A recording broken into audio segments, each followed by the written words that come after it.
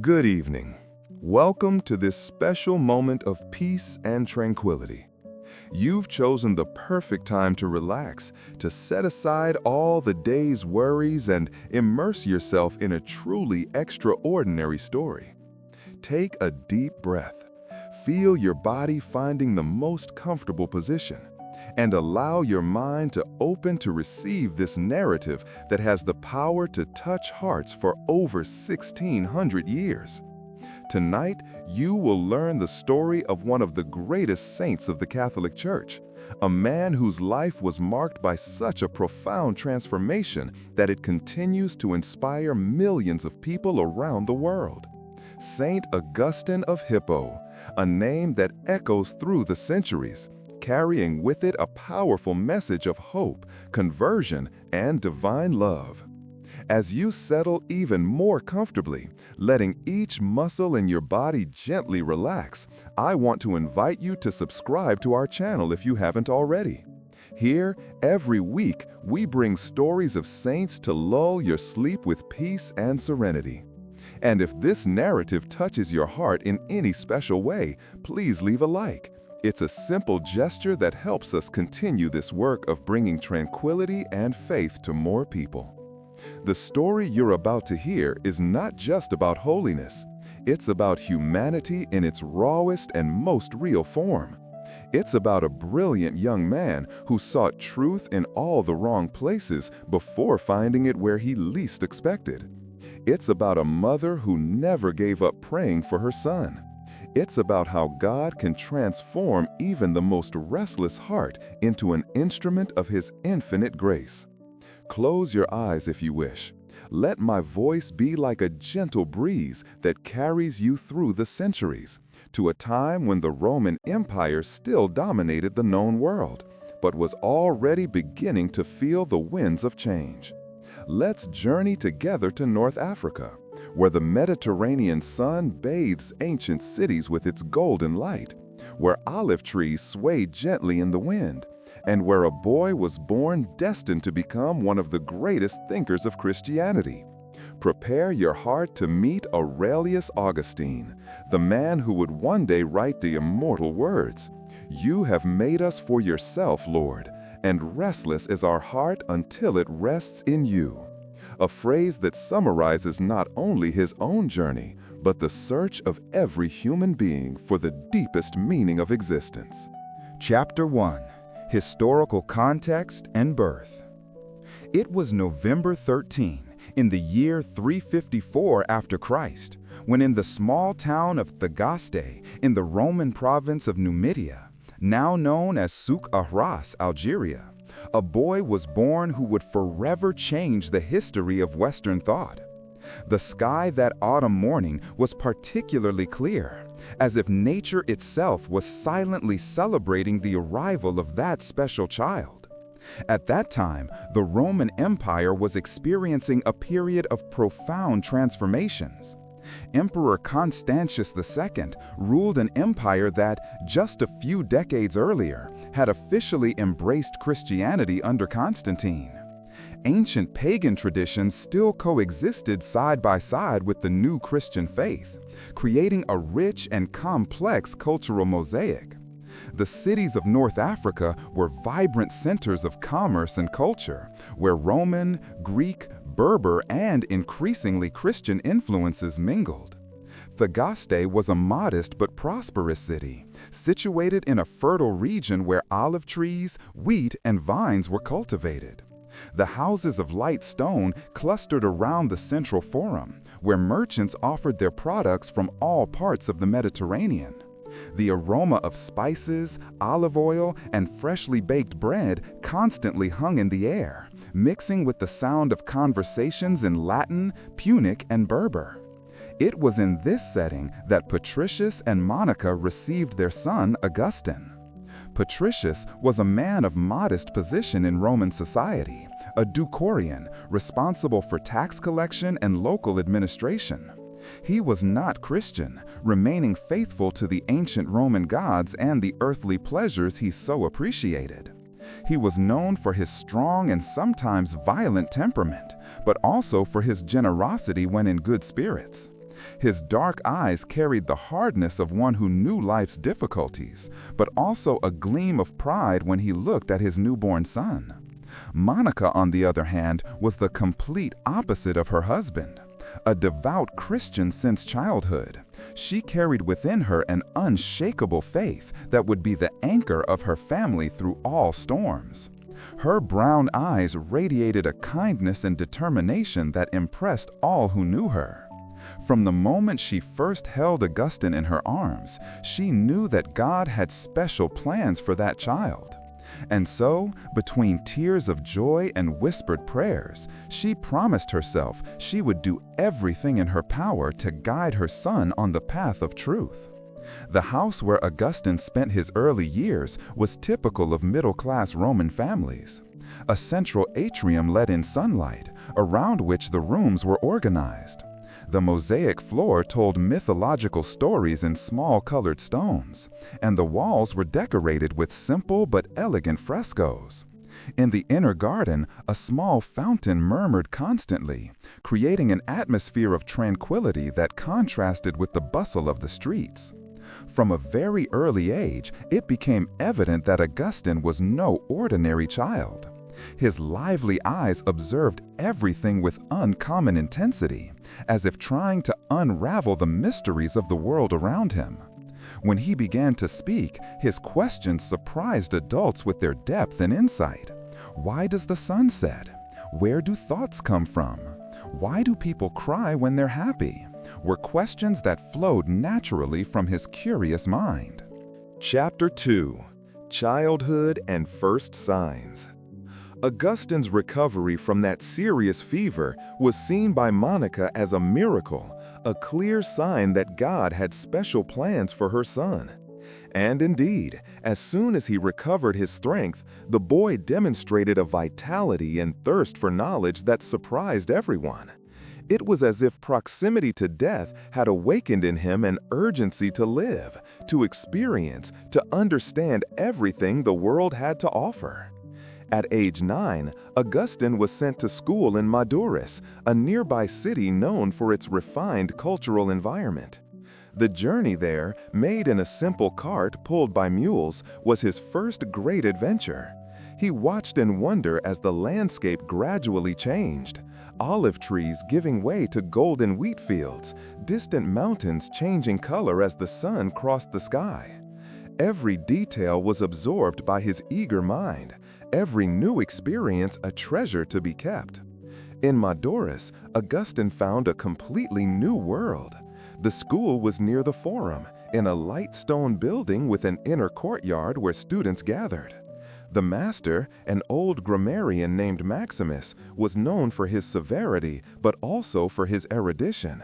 He introduced Augustine to the Latin and Greek classics, opening doors to a universe of knowledge that the young student devoured with passion.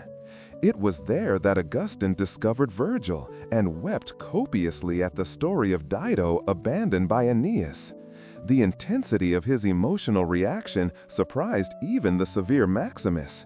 "This boy," the master commented to his colleagues, "feels words as if they were his own experiences. It's a rare gift, or a curse, depending on how it's used." But Augustine also discovered less noble characteristics within himself. He was vain about his intelligence, frequently using it to humiliate less gifted classmates. He loved being the center of attention, the brilliant student everyone admired and envied. There was in him a thirst for glory, for recognition, that sometimes led him to questionable behaviors. The episode of the stolen pears, which he himself would later relate with deep remorse, happened during this period. On a hot summer afternoon, he and a group of friends invaded a neighbor's orchard, not out of hunger or need, but for the simple pleasure of doing something forbidden. They picked the pears and threw them to the pigs, laughing at the mischief.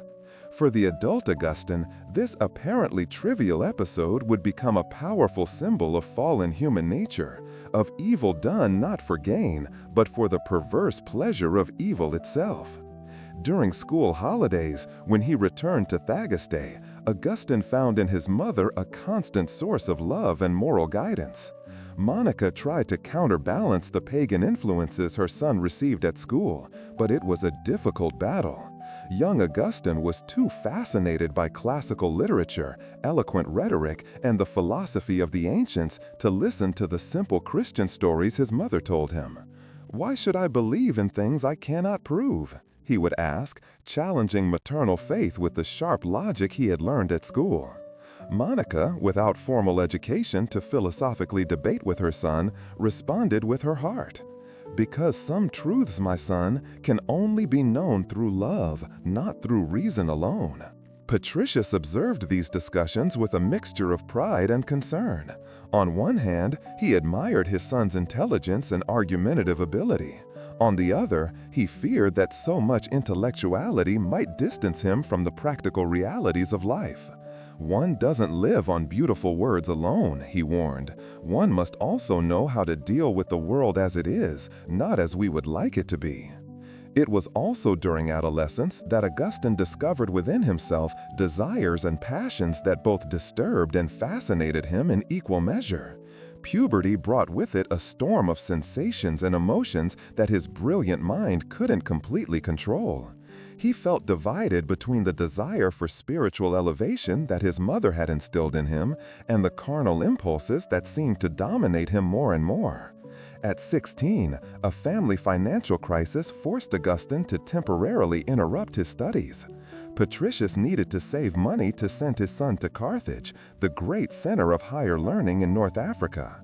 During this year of waiting in Thagaste, Augustine lived what he himself would later describe as a period of fermentation of vices. Without the discipline of studies to occupy his brilliant mind, he gave himself over to the pleasures of youth with worrying intensity. Monica watched with growing anguish as her son transformed.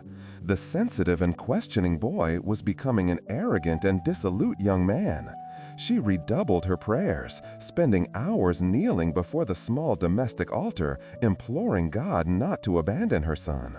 Sometimes Augustine would find her like this, her face bathed in tears, and feel a pang of guilt that he quickly stifled with intellectual justifications. "Your mother is a saint," the neighbors would say, observing Monica's devotion. "But saints breed sinners," others would whisper, seeing Augustine's increasingly libertine behavior. The young man heard these comments with a mixture of irritation and secret pride. He didn't want to be a saint like his mother, but he also didn't want to be just another common sinner. There was in him an excessive ambition to be extraordinary, even extraordinarily bad. During this period, a recurring dream disturbed Augustine's sleep. He saw himself divided in two, one part of him rising toward a bright and welcoming light, while the other part pulled him down toward a seductive and enveloping darkness. He would wake from these dreams sweating and trembling, with a feeling that something very important was at stake, something he still couldn't fully comprehend. Chapter 3. Calling and Transformation. The year was 371 when Augustine finally departed for Carthage, the magnificent metropolis of North Africa. At 17 years old, with his heart pounding with expectation and eyes shining with ambition, he left little Thagaste behind and plunged into the whirlwind of experiences the great city offered. Carthage was everything he had dreamed of and more. A cosmopolitan center where students from all over the empire met, where ideas bubbled like wine at nightly symposiums, where every corner promised a new discovery. The city stretched majestically along the Mediterranean coast, with its great marble buildings gleaming under the African sun. The port was always full of ships from all parts of the known world, bringing not just merchandise, but also ideas, philosophies, religions. The air was perpetually perfumed with incense from temples, spices from markets, and the salt of the sea that constantly beat against the port walls. Augustine settled in a modest room near the School of Rhetoric, where he would begin his higher studies. The space was small, but to him it represented freedom. For the first time in his life, he was truly alone, free from his mother's constant prayers, his father's practical advice, the expectations of his small hometown. This freedom was both intoxicating and terrifying. "I came to Carthage," he would later write, "and all around me crackled the cauldron of infamous loves." And indeed, the city offered all kinds of temptation to an intelligent and passionate young man. The theaters presented plays that explored all human passions. The public baths were centers of socialization and pleasure. The taverns echoed with philosophical discussions that extended late into the night. It was on one of those nights, during a theatrical performance, that Augustine first saw the woman who would decisively change his life. She was sitting a few rows ahead, and when she turned her face in profile, illuminated by torchlight, something in that moment completely captured the young student's heart. Her name would never be revealed in his later writings. She would be known only as his concubine, the mother of his child, the woman who shared 15 years of his life. The relationship began like so many others among students in Carthage. Furtive meetings, passionate letters, promises whispered under the stars. But there was something different about this union. She wasn't just beautiful, though she certainly was, but possessed a lively intelligence that challenged and complemented Augustine's. In their long nighttime conversations, they discussed philosophy, poetry, the meaning of life. She listened attentively when he expounded his elaborate theories, but also knew when to ask the right question that made him rethink his certainties. Patricius died during this period after accepting Christian baptism in his final moments, a bittersweet victory for Monica. The news reached Augustine in a letter stained with his mother's tears. He felt the loss, but distantly, as if it were happening to someone else. Carthage had changed him, or perhaps only revealed who he had always been. His father's death also meant greater financial pressure, greater need to excel in his studies to secure his future. And excel he did. His teachers soon recognized in him an exceptional talent for rhetoric. Augustine had the rare gift of not only understanding the complexities of language and argumentation, but of using them with an elegance and force that left his audiences magnetized. When he stood to speak in oratory competitions, silence took over the auditorium. His voice, modulated to perfection, his precise but natural gestures, his ability to weave arguments that seemed irrefutable, everything contributed to creating an almost hypnotic presence. It was during this period that Augustine encountered a work that would profoundly change his intellectual quest: Cicero's Hortensius, now lost to us. This philosophical dialogue about the search for wisdom touched something deep in his soul. For the first time, he glimpsed the possibility of a life dedicated not just to worldly success, but to the search for ultimate truth. "This book changed my feelings," he would write. "It changed my prayers to you, O God, changed my aspirations and desires." But where to find this truth? His mother's simple faith seemed too simplistic for his sophisticated mind. It was then that he encountered the Manichaeans, a sect that promised to reconcile faith and reason, that offered elaborate explanations for the problem of evil, that presented a complex cosmology that appealed to his intellect.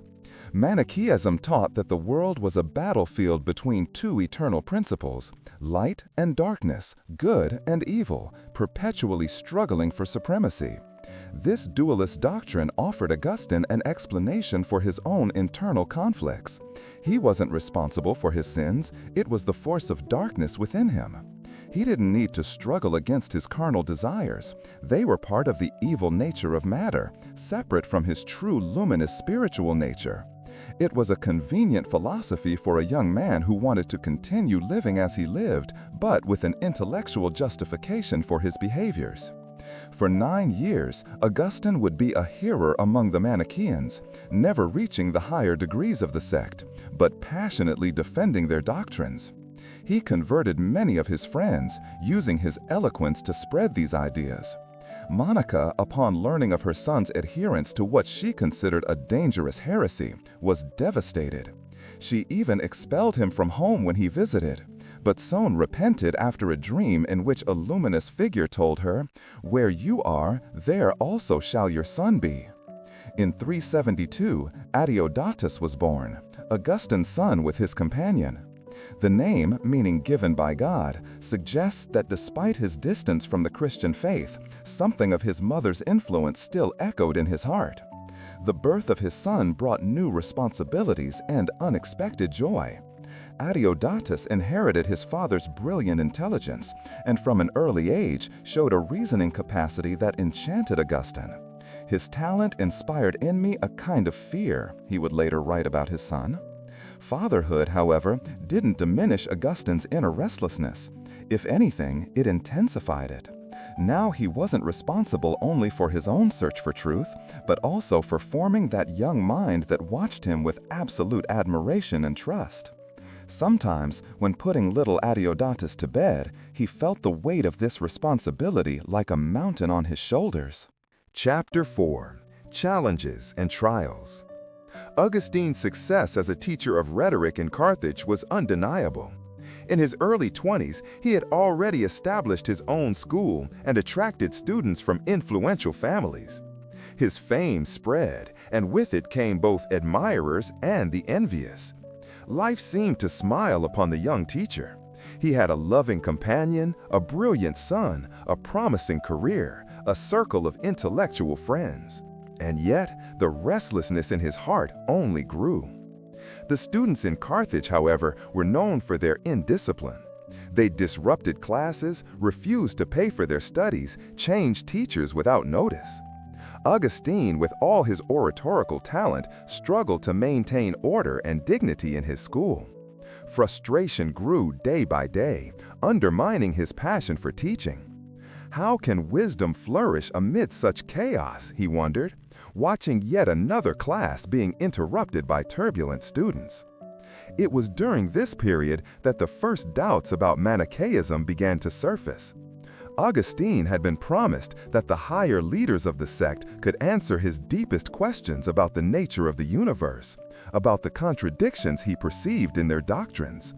But when he finally met Faustus, the most respected Manichaean bishop, he was profoundly disappointed. The man was charismatic and eloquent, certainly, but his answers to Augustine's complex questions were superficial, evasive, unsatisfactory. He was a snare of the devil, Augustine would later write, but a snare that paradoxically freed me. Disillusionment with Faustus marked the beginning of the end of his adherence to Manichaeism, though he would still take years to completely abandon it. It was as if a veil was beginning to lift, revealing that what he had taken for profound wisdom was, in truth, an elaborate but fundamentally empty construction. In 383, tired of the indiscipline of Carthaginian students and seeking greater opportunities, Augustine decided to leave for Rome, the heart of the empire. The decision was made in secret, for he knew his mother would do everything to stop him. Monica had moved to Carthage to be near him, continuing her loving vigilance and constant prayers. The scene of his departure would be one of the most painful memories of his life. He told his mother he was only going to bid farewell to a friend departing at the port. Monica, suspicious, insisted on accompanying him. At the port, while she prayed in a nearby chapel dedicated to Saint Cyprian, Augustine secretly embarked with his companion and son. When Monica discovered the deception, her cry of anguish echoed through the port. She stood there, on the beach, crying and praying, while the ship carrying her son disappeared on the horizon. The journey to Rome was difficult. The Mediterranean Sea showed its tempestuous face, and for days the ship was tossed by waves like a toy. Augustine, holding his frightened son while his companion fought seasickness, felt for the first time in a long while a genuine fear of death. Amid the storm, he found himself murmuring half-forgotten prayers from childhood, vague promises to a God he wasn't sure he believed in. Rome, when they finally arrived, was both magnificent and disappointing. The Eternal City showed signs of its long decline, but still maintained a grandeur that took one's breath away. The Colosseum, the Forum, the great temples and basilicas, everything spoke of a power and glory that transcended the merely human. But daily reality was more prosaic. Finding housing was difficult and expensive. The Romans were haughty and disdainful toward Africans, and establishing a new school required connections that Augustine didn't possess. To make matters worse, soon after his arrival, Augustine was struck by a violent fever that nearly killed him. For weeks, he hovered between life and death, delirious, sweating, trembling. His companion cared for him day and night, applying cold compresses to his feverish forehead, forcing him to drink small sips of water, murmuring words of encouragement when he seemed about to give up. In his moments of lucidity, Augustine wondered if this might not be punishment for the cruel deception he had practiced against his mother. Recovery was slow, but brought with it a new perspective. The proximity of death had shaken some of his certainties. Manichaeism, with its elaborate explanations about the dual nature of the universe, suddenly seemed abstract and distant in the face of the raw reality of mortality. He began to question more seriously. If evil was an independent principle, as the Manichaeans taught, why did it seem so intertwined with good? Why did the same body that gave him pleasure also bring him suffering? When he finally managed to establish his school in Rome, Augustine discovered that Roman students had their own problems. If in Carthage they were undisciplined, in Rome they were dishonest. They attended classes with apparent interest, absorbed the knowledge, and then, when it came time to pay, they simply disappeared, moving on to another teacher. Augustine's frustration grew, and with it a sense of emptiness that no professional success seemed able to fill. It was then that an unexpected opportunity arose. Symmachus, the prefect of Rome and one of the most powerful men in the empire, was looking for a teacher of rhetoric for Milan, where the imperial court resided. It was a position of great prestige that would place Augustine at the center of political and cultural power in the Western Empire. After a demonstration of his oratorical skills that deeply impressed Symmachus, Augustine was chosen for the position. The move to Milan in 384 marked a new chapter in his life. The city was vibrant, modern, full of energy. The imperial court attracted the best talents from all over the empire. And more importantly, Milan was home to Ambrose, the famous bishop whose fame as an orator and intellectual rivaled any pagan philosopher. Augustine, ever in search of wisdom, decided to attend Ambrose's sermons, initially just to study his rhetoric technique. But something unexpected happened. Beyond the eloquence he expected to find, Augustine discovered in Ambrose an intellectual depth that surprised him. The bishop interpreted the scriptures allegorically, finding profound meanings where Augustine had previously seen only simplistic stories. It was possible, he began to realize, to be Christian without abandoning intellectual sophistication. Monica, as soon as she learned where her son was, traveled to Milan. Her arrival brought a mixture of joy and tension. She was more determined than ever to see her son embrace the Christian faith, especially now that he was under the influence of Ambrose, whom she had come to venerate as a saint. Pressures were mounting from all sides: professional, intellectual, spiritual, family. It was also in Milan that Augustine discovered the books of the Platonists, probably the works of Plotinus translated into Latin. This philosophy, which taught about the transcendent one from which all reality emanated, about the soul seeking to return to its divine origin, resonated deeply with his own searches. Here was a worldview that was both intellectually sophisticated and spiritually profound. And being admonished by those books to return to myself, he would write, I entered into the depths of my heart under your guidance, and I was able to do so because you became my helper. For the first time, Augustine began to glimpse the possibility of a truth that transcended both the materialism of the Manichaeans and the skepticism of the academics. But the path would still be long and tortuous. Chapter 5: Miracles and Manifestations. The year 386 would be decisive in Augustine's life. Milan buzzed with the presence of the imperial court, and he, as official teacher of rhetoric, occupied a prominent position. However, behind the facade of success, a spiritual battle of epic proportions was unfolding in his soul.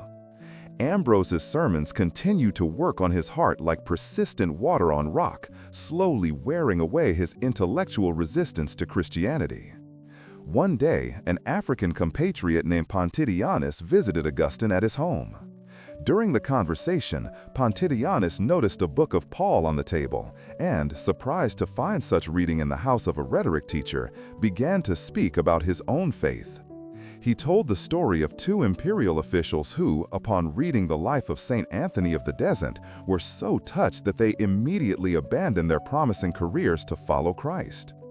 As Pontitianus spoke, Augustine felt a growing agitation within him. It was as if a mirror was being placed before him, showing him with cruel clarity the division in his soul. Those simple men had found courage to abandon everything for the truth, while he, with all his erudition and philosophical seeking, remained chained to his habits and desires. When Pontitianus departed, Augustine was in torment. "What is this we hear?" he exclaimed to his friend Alypius, who constantly accompanied him.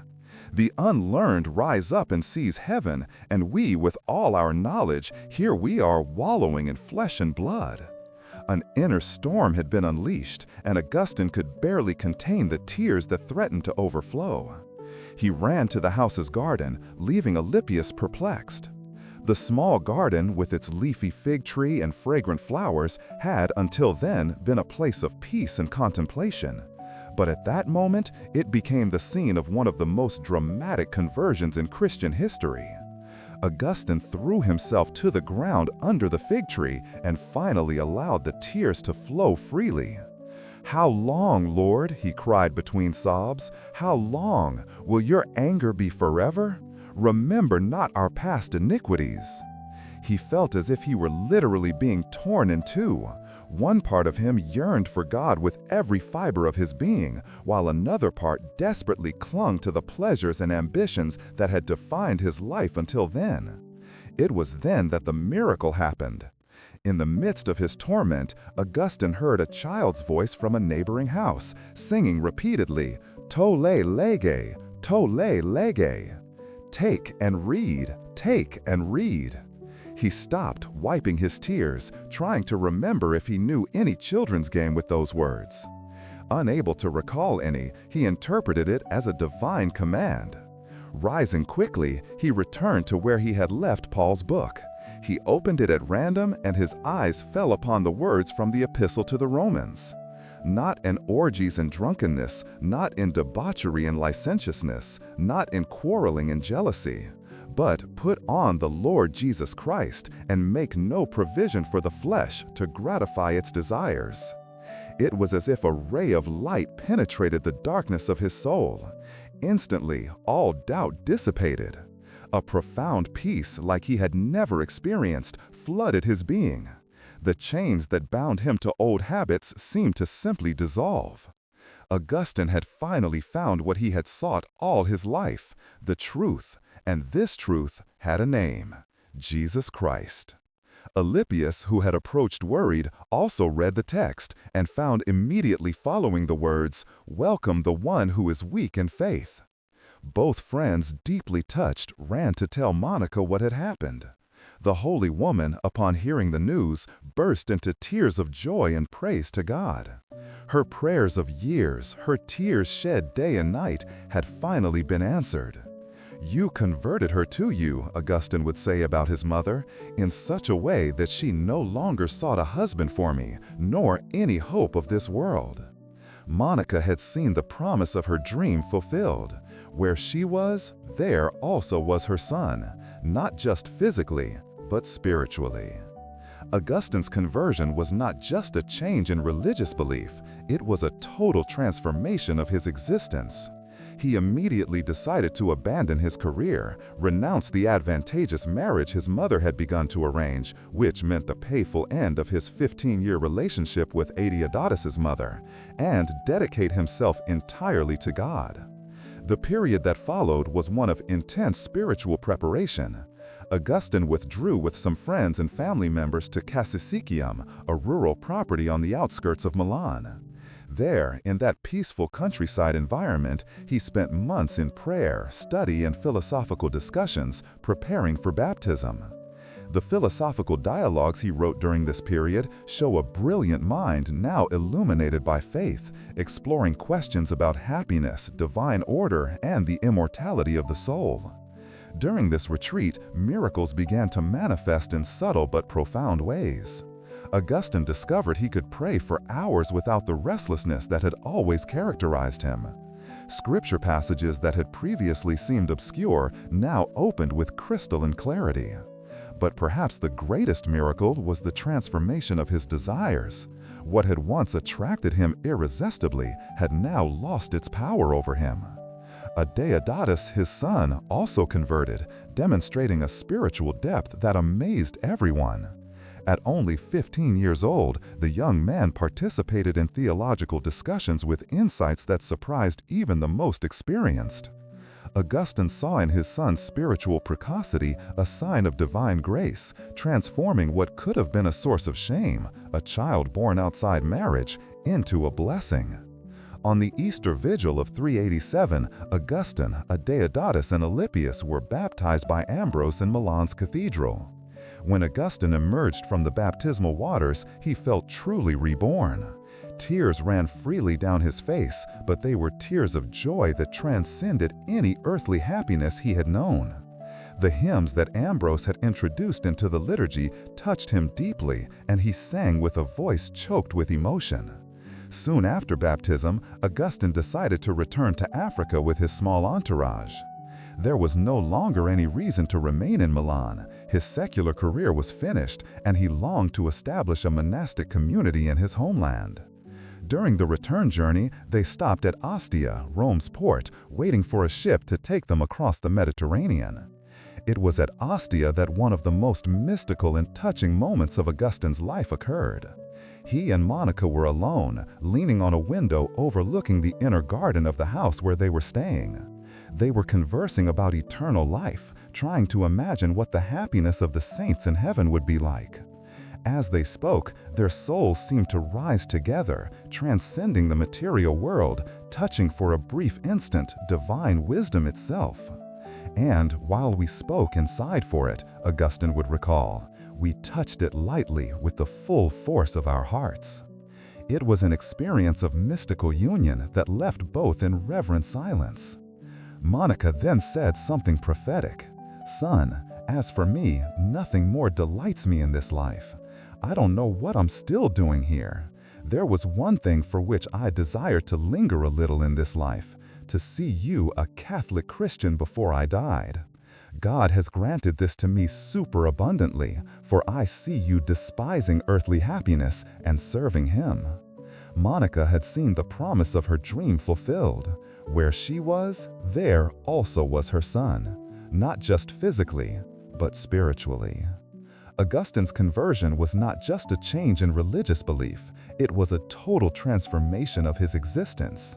He immediately decided to abandon his career, renounce the advantageous marriage his mother had begun to arrange, which meant the painful end of his 15-year relationship with Deodatus's mother, and dedicate himself entirely to God. The period that followed was one of intense spiritual preparation. Augustine withdrew with some friends and family members to Cassisichium, a rural property on the outskirts of Milan. There, in that peaceful countryside environment, he spent months in prayer, study, and philosophical discussions, preparing for baptism. The philosophical dialogues he wrote during this period show a brilliant mind now illuminated by faith, exploring questions about happiness, divine order, and the immortality of the soul. During this retreat, miracles began to manifest in subtle but profound ways. Augustine discovered he could pray for hours without the restlessness that had always characterized him. Scripture passages that had previously seemed obscure now opened with crystalline clarity. But perhaps the greatest miracle was the transformation of his desires. What had once attracted him irresistibly had now lost its power over him. Deodatus, his son, also converted, demonstrating a spiritual depth that amazed everyone. At only 15 years old, the young man participated in theological discussions with insights that surprised even the most experienced. Augustine saw in his son's spiritual precocity a sign of divine grace, transforming what could have been a source of shame, a child born outside marriage, into a blessing. On the Easter Vigil of 387, Augustine, Deodatus, and Alypius were baptized by Ambrose in Milan's cathedral. When Augustine emerged from the baptismal waters, he felt truly reborn. Tears ran freely down his face, but they were tears of a joy that transcended any earthly happiness he had known. The hymns that Ambrose had introduced into the liturgy touched him deeply, and he sang with a voice. Chapter 6. Teachings and Wisdom. 5 days after that mystical experience at Ostia, Monica was struck by a sudden fever. The illness progressed rapidly, and it soon became clear she was dying. Augustine and his brother Navigius stayed by their mother's bedside, watching helplessly as life drained from the woman who had been the pillar of their existence. Monica, even on her deathbed, maintained the serenity that had characterized her. When Navigius expressed sadness that she would die far from her homeland, she gently rebuked him. "Nothing is far from God. There is no danger that he won't know, at the end of the world, from where to resurrect me." Her last words were a simple request: "Bury this body anywhere. Don't worry about it. I ask you only one thing, that you remember me at the Lord's altar, wherever you are." Monica's death at 56 years old left Augustine devastated. He, who had become so eloquent in his faith, found himself initially unable to cry, as if the pain were too great to be expressed in tears.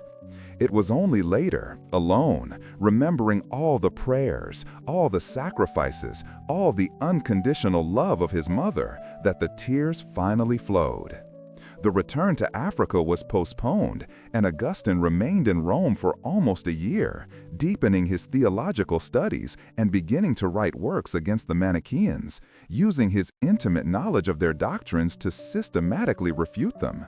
His brilliant mind, now illuminated by faith, produced arguments of a clarity and force that impressed even his former co-religionists.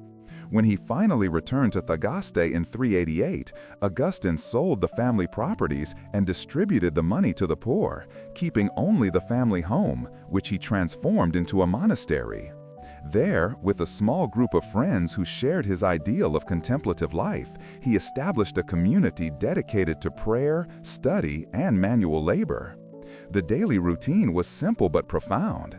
They rose before dawn for morning prayers, spent the day alternating between manual work in the garden, scripture study, and theological discussions. Meals were frugal, taken in silence while someone read spiritual texts. In the evening, they gathered to share insights and resolve complex theological questions. It was during this period that Augustine developed many of the teachings that would profoundly mark Western Christianity. His doctrine of divine grace, elaborated in response to his own conversion experiences, emphasized that salvation is a free gift from God, not something we can achieve through our own merits. "Give what you command," he prayed, "and command what you will." On the problem of evil, which had tormented him during his Manichaean years, Augustine developed a profound answer. Evil is not a substance created by God, but the absence or privation of good, resulting from the misuse of human free will.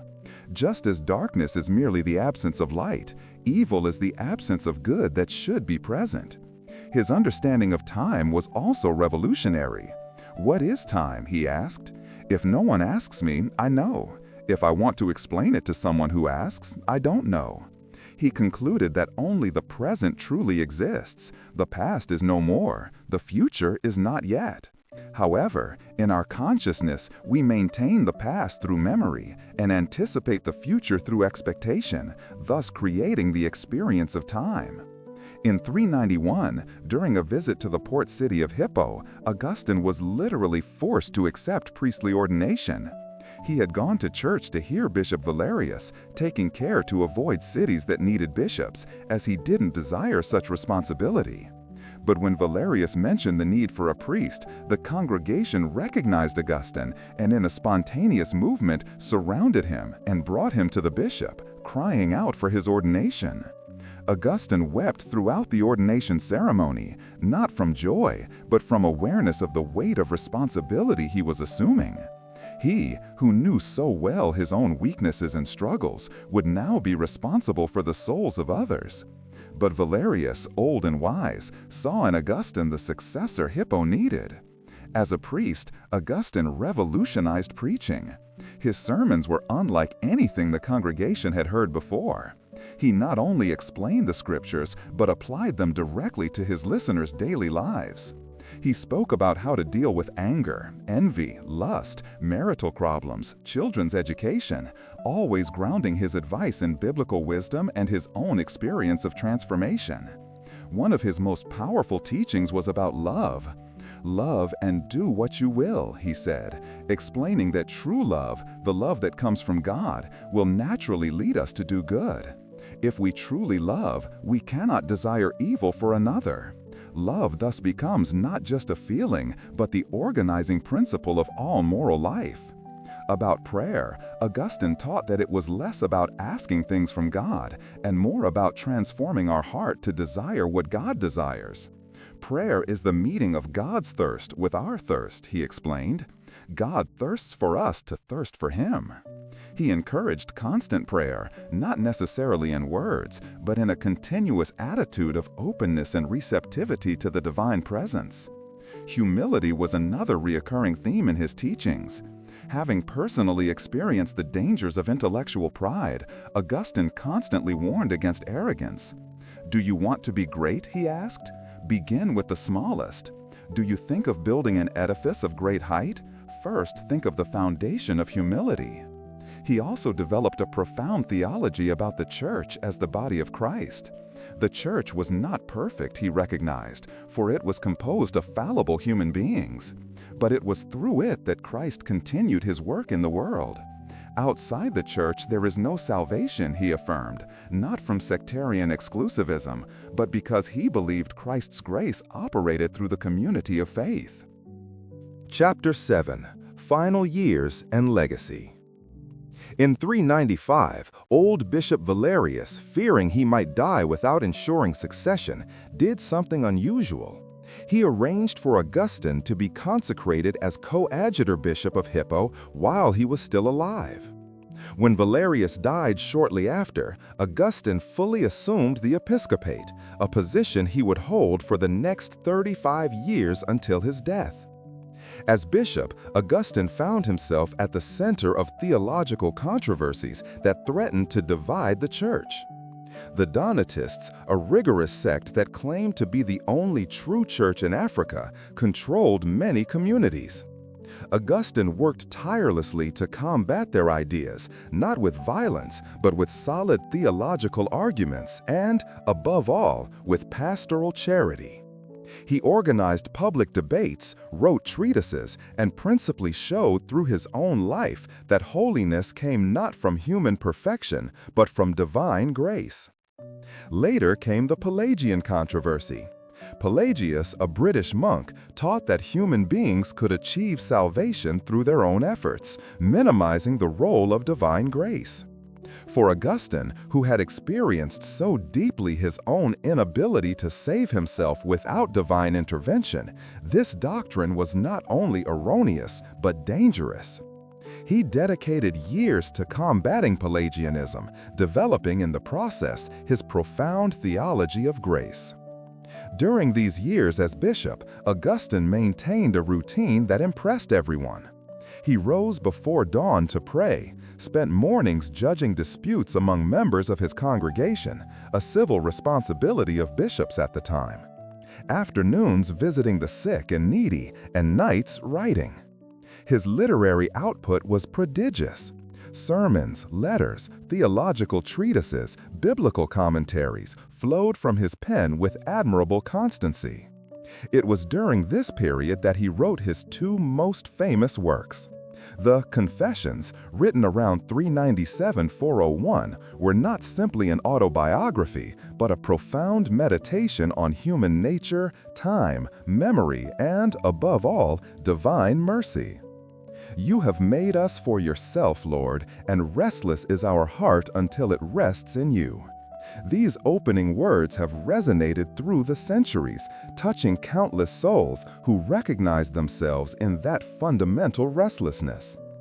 The City of God, written between 413 and 426, was his response to the sack of Rome by the Visigoths in 410. Many pagans blamed Christianity for the empire's decline, arguing that abandoning the ancient gods had brought disgrace. Augustine responded with a monumental work that reinterpreted all of human history as the conflict between two cities. The City of God, composed of those who love God to the contempt of themselves, and the earthly city, composed of those who love themselves to the contempt of God. The loss of Adeodatus, who died young around 390, was a pain Augustine carried silently for the rest of his life. He rarely spoke of it, but those close to him noticed that whenever he mentioned his son, his eyes filled with a deep sadness mixed with hope in the resurrection. The young man's brilliant intelligence, his purity of heart, his premature death, all became for Augustine a constant reminder of the fragility of human life and the need to trust in divine providence. As he aged, Augustine became increasingly aware of his own limitations and errors. He wrote the Retractations, reviewing his earlier works and correcting what he considered errors or inaccuracies. This intellectual humility was rare in his time and demonstrated the continuous transformation of his heart. In 429, the Vandals, Germanic tribes that had crossed from Spain, began invading North Africa. City after city fell before the invaders, who were Arian Christians and persecuted Catholics. Refugees constantly arrived in Hippo, bringing stories of destruction and death. Augustine, now 75 years old, refused to abandon his city and his flock.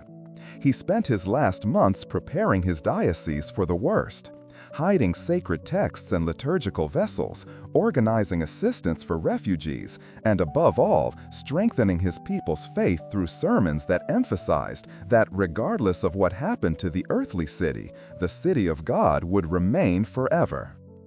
In the third month of Hippo's siege, Augustine was struck by fever. He asked that the penitential psalms be posted on the walls of his room, which he read constantly with tears in his eyes. He refused visits except for the sacraments, spending his last days in silent prayer and contemplation. On August 28, 430, while the Vandals still besieged the city, Augustine died peacefully. His last moments were described by Pausidius, his biographer and close friend, as serene and luminous.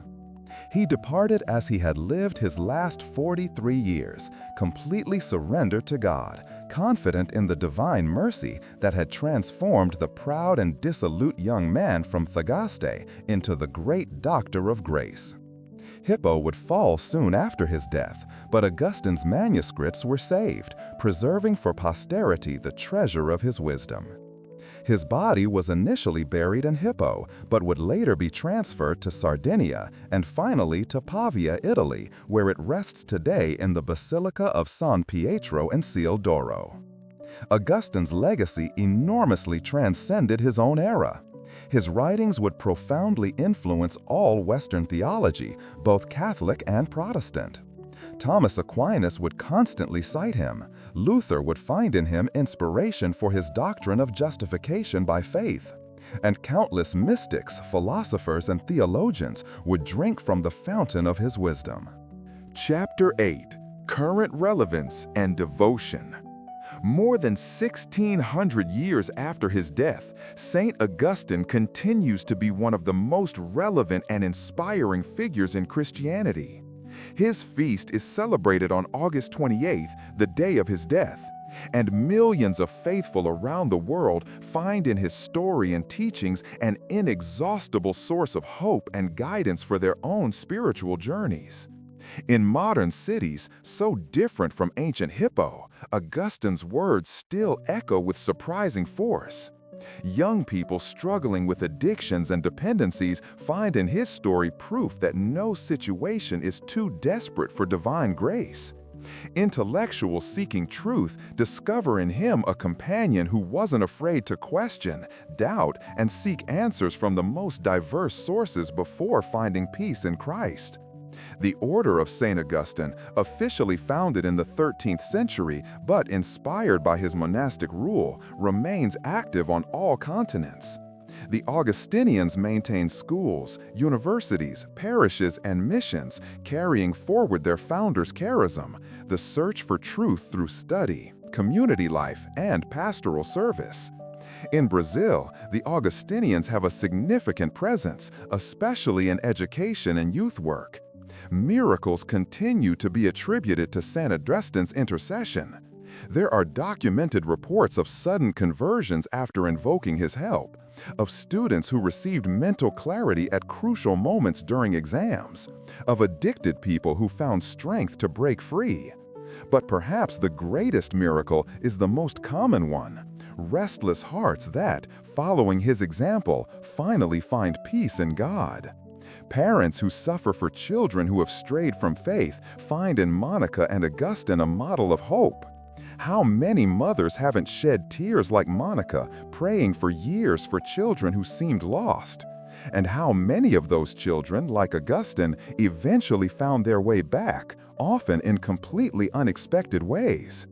In the digital age, with its information overload and multiplicity of competing truths vying for attention, Augustine's search resonates particularly strongly. Young people navigating between different philosophies, ideologies, and lifestyles recognize in him someone who experienced that same confusion and found a solid anchor. His writings about the restlessness of the human heart seem written especially for our era of chronic anxiety and constant search for satisfaction. The Confessions remain one of the most widely read books in world literature, translated into practically every language. University students studying philosophy, theology, or literature inevitably encounter Augustine on their path. Psychologists find in his analyses of memory and consciousness insights that anticipated many modern discoveries. His deep and honest introspection about human nature continues to offer wisdom for those seeking to know themselves better. In Brazilian Catholic communities, Saint Augustine is especially invoked by students and teachers, being considered the patron of theologians and philosophers. Many parishes dedicated to him have become centers of intellectual and spiritual formation, offering courses, lectures, and study groups that seek to integrate faith and reason in the Augustinian way. Popular devotion to Saint Augustine in Brazil has its own characteristics. He is frequently invoked in situations of family crisis, especially when there are conflicts between parents and children. Novenas are prayed asking for his intercession for the conversion of family members who have strayed from faith. There is a popular saying among devotees, if Saint Augustine converted, anyone can convert. Therapeutic communities for chemical dependence frequently choose Saint Augustine as their patron, seeing in his liberation from the vices of youth a model of hope. Support groups study his reflections on the nature of desire and will, finding practical insights for dealing with modern compulsions. In the liturgy, many of the Church's most beautiful prayers originate from Augustine's texts. The famous, "Late have I loved you, O beauty ever ancient, ever new, late have I loved you," is frequently quoted in homilies about conversion. His reflections on the sacraments, especially the Eucharist, continue to nourish the piety of the faithful. Modern Catholic intellectuals continue dialoguing with Augustine. His ideas about time influenced philosophers like Heidegger and Ricoeur. His theological anthropology offers an alternative to both reductionist materialism and disembodied spiritualism. His vision of history as a drama of salvation offers hope in times of civilizational crisis. In times of political and ideological polarization, the City of God offers a perspective that transcends partisan divisions. Augustine reminds us that no earthly political system can create paradise on earth, but also that Christians have a duty to work for justice and the common good in the earthly city, always keeping their eyes fixed on the heavenly city. couples in difficulty find wisdom in his reflections on ordered and disordered love. Augustine, who knew both possessive love and transforming love, offers insights on how to purify our affections and orient them to their true end. His own story of a long relationship, followed by conversion and celibacy, offers perspectives for both married and celibate people. For those struggling with doubts of faith, Augustine is an understanding companion. He didn't hide his own doubts and questions, but showed that faith is not the absence of questions, but trust in the midst of questions. Understanding to believe, believing to understand, this virtuous circle he proposed continues to guide those seeking to integrate faith and reason. Spiritual renewal movements within the Church frequently draw inspiration from Augustine. His emphasis on personal experience of God, his love for Scripture, his community life, his passion for truth, all these elements continue to inspire new ways of living the gospel in the contemporary world. Closing. And so, dear listener, we come to the end of this journey through the extraordinary life of Saint Augustine.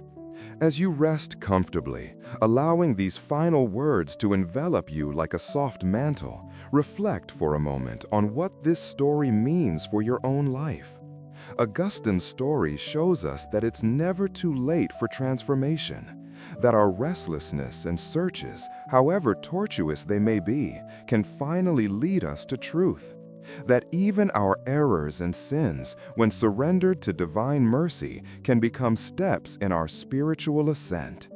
There is no life so lost that it cannot be redeemed, no heart so hardened that it cannot be softened by divine love. If you identify with Augustine's struggles, know that you are not alone. If you recognize in yourself that fundamental restlessness he spoke of, that feeling that something is missing even when we apparently have everything, perhaps it's time to consider that your heart, like his, was made for something greater, for someone greater. Augustine's mother, Saint Monica, teaches us about the power of persevering prayer and unconditional love. How many Monicas exist today, praying for their Augustines?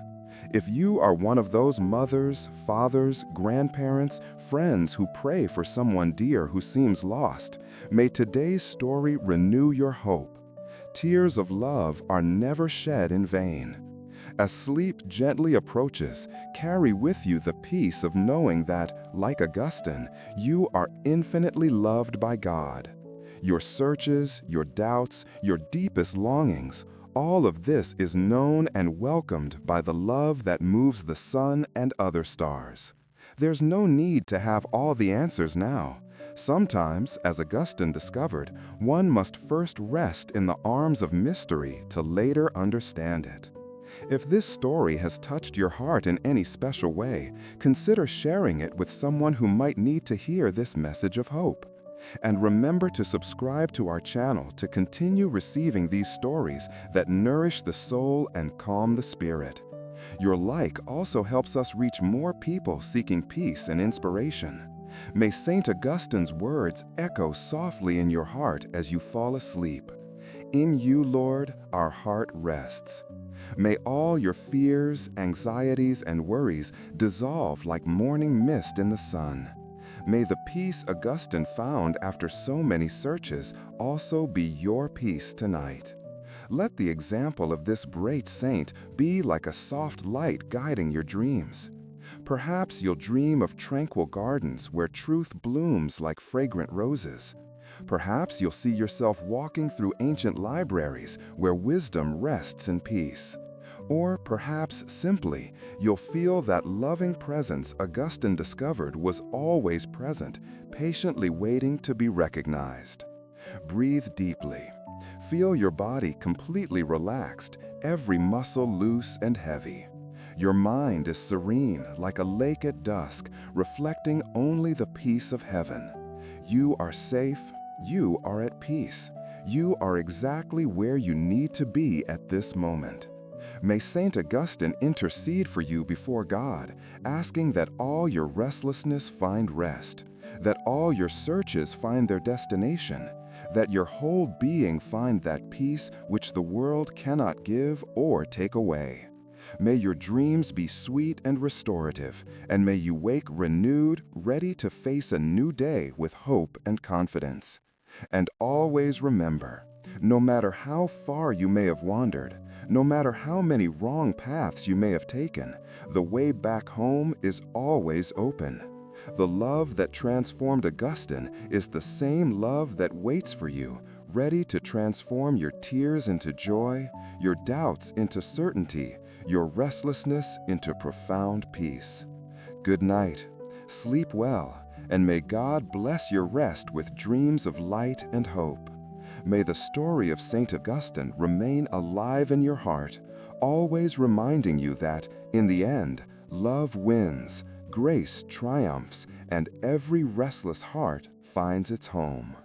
Amen.